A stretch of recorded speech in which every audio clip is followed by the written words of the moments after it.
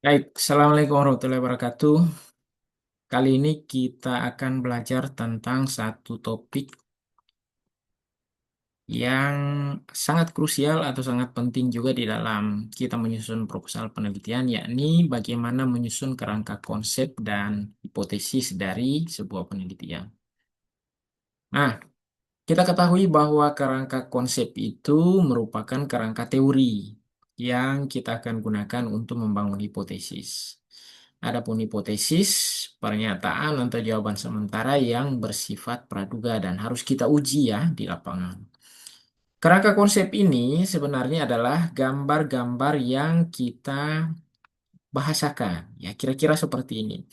Jadi ketika kita memulai penelitian dengan menggambar model penelitian kita, maka akan tiba pada bab kerangka konsep. Nah, di situ kita akan menjelaskan tentu dengan bahasa yang kita gunakan secara pribadi. Sekali lagi hindari copy paste ya, copy paste hindari. Jadi gambar-gambar ini ketika kita jelaskan bahwa kita akan meneliti tentang kinerja terdiri atas dua variabel independen. Nah, terus teori yang kita gunakan apa? Nah, itu adalah bagian dari kerangka konsep dan hipotesis. Seperti itu. Nah, ini contoh gambar-gambar yang sebenarnya sama saja dengan gambar kita ya. Tapi ini dimodifikasi, kasih simbol-simbol tertentu. Hipotesis satu, hipotesis 2, hipotesis 3. Ini contoh ya. Nah, ini juga model, contoh, hipotesis yang kita bangun. Kalau mau teliti kualitas dokumen dari rekam medis, ini beberapa contoh-contoh variabelnya ya. Nah, begitupun dengan contoh dari gambar atau model hipotesis yang saya sajikan ini. Nah, kali ini kita akan memberi sedikit keterangan lebih banyak terkait dengan penyusunan hipotesis. Hipotesis itu beberapa langkah-langkah atau cara kita menyusun hipotesis yang baik. Yang pertama, tentukan variabel utamanya. Minimal ada variabel bebas dan ada variabel terikat. Ya, seperti ini ya. Ini adalah variabel terikat. Nah, ini adalah variabel bebasnya. Kenapa bebas? Karena ini bisa kita gonta-ganti, bisa tambah, bisa kurang ya. Kalau ini kan pilihan kita, tema sentral penelitian kita, makanya dia terikat. Oke, ini contoh-contohnya ya. Saya kasih contoh sederhana seperti itu. Terus, seperti biasa yang telah saya sampaikan bahwa kita mesti menggunakan nalar ya, logika. Bisa juga pakai mekanisme biologis. Seperti kalau kita suntikan zat tertentu, maka akan ada reaksi apa. Ya, bisa juga mekanisme perilaku, model epidemiologi, dan teori-teori kesehatan. Nah, itu nalar-nalar atau logika yang kita bisa gunakan ya, bisa menggunakan dengan nalar logika yang sehat, bisa juga mekanisme biologis, perilaku, epidemiologi, dan teori-teori kesehatan. Nah, ini yang penting untuk Anda cermati bahwa hipotesis itu ada beberapa. Ada hipotesis asosiatif atau hubungan, ada hipotesis komparatif yang membandingkan dua kelompok atau lebih, hipotesis kausalitas, dan hipotesis mediasi atau moderasi. Itu ya. Hipotesis asosiatif itu selalu menggunakan kata hubungan. Jadi kalau kita ingin menguji X, sebuah variabel, X dan Y, nah, hubungannya seperti apa? Yaitu hipotesis asosiatif. Contohnya seperti ini, terdapat hubungan antara edukasi gizi ibu dengan status gizi balita. Nah, sedangkan hipotesis komparatif itu membandingkan dua kelompok. Nah, contohnya status gizi balita pada kelompok ibu yang mendapat edukasi lebih baik dibanding kelompok yang tidak mendapat edukasi. Jadi ada dua kelompok yang kita bandingkan. Hipotesis kausalitas. Nah, ini kata yang digunakan di sini pengaruh atau dampak. Hati-hati ya, di sini hubungan, di sini pengaruh. Nah, contohnya edukasi gizi ibu berpengaruh positif terhadap status gizi balita. Nah, begitupun dengan hipotesis mediasi atau hipotesis moderasi. Ini hipotesis lanjutan ya, kalau penelitian Anda lanjutan gunakan Uji statistik lanjutan biasanya menggunakan mediasi dan moderasi. Contohnya seperti ini ya, kalau mediasi moderasi itu begini. Nah, ini yang mediasi. Jadi ini independennya, ini mediatornya, ini dependennya. Nah, seperti ini juga. Ya, ini independen, ini mediasi, ini dependen.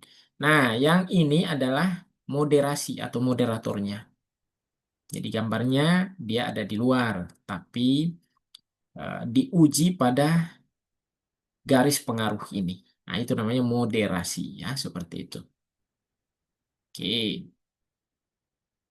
Nah, konsekuensi dari uji-uji ini atau penggunaan hipotesis yang bervariasi, berbeda jenisnya tentu berkonsekuensi pada uji statistik. Kalau hipotesis asosiatif atau hubungan tentu kita menggunakan uji chi-square, uji korelasi, uji Kendall-Stau, dan sejenisnya ya. Kalau uji hipotesis komparatif maka kita menggunakan uji T atau student test. Nah, hipotesis kausalitas kecenderungannya kita menggunakan uji regresi. Sedangkan hipotesis mediasi moderasi biasanya menggunakan alat analisis statistik lanjutan. Biasanya menggunakan ini ya, menggunakan SEM. SEM itu bisa AMOS, bisa PLS dan lain sebagainya. Oke. Nah, ini kata-kata yang lazim kita gunakan dalam membangun atau merumuskan sebuah hipotesis. Berhubungan, berpengaruh, meningkatkan, menurunkan, dan seterusnya. Hipotesis juga itu ada kodenya ya, ada simbolnya, ada hipotesis nol, ada hipotesis alternatif atau hipotesis satu. Biasanya dikasih simbol H1. Hipotesis nol itu adalah hipotesis yang kita tidak harapkan terjadi. Sedangkan hipotesis alternatif itulah hipotesis yang kita harapkan terjadi. Nah, cara nyusunnya seperti ini. Ya, gitu. Nah, ini beberapa template yang bisa digunakan kalau pakai hubungan. Nah, cara menuliskannya ya seperti ini. Terdapat hubungan antara X dan Y pada populasi Z atau pada titik-titik-titik. Kalau untuk pengaruh, ya tulisannya X berpengaruh terhadap Y pada titik-titik-titik. Kalau mediasi, nah contoh menyusunnya atau membuat kalimatnya seperti ini. Begitupun dengan moderasi, ya itu. Jadi itu bahan belajar singkat kita. Yang saya ingin tegaskan begini, tidak terasa nanti kita akan masuk pada UTS. UTS kita itu yang pertama, Anda harus menentukan variabel dependennya, topik atau tema sentral yang Anda pilih seperti apa, atau apa namanya. Terus cari 20 artikel atau lebih, lebih banyak, lebih bagus terkait dengan ini. Sehingga nanti Anda menemukan variabel-variabel ini. Ya, jadi variabel ini ditemukan dari penelusuran artikel-artikel dari tema sentral yang Anda pilih.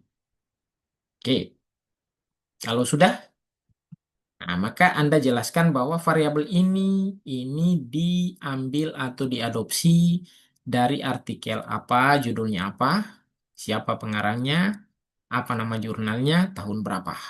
Itu ya, begitupun dengan variabel-variabel yang lain. Kalau sudah, maka langkah selanjutnya kita nanti akan membuat definisi dari variabel-variabel ini.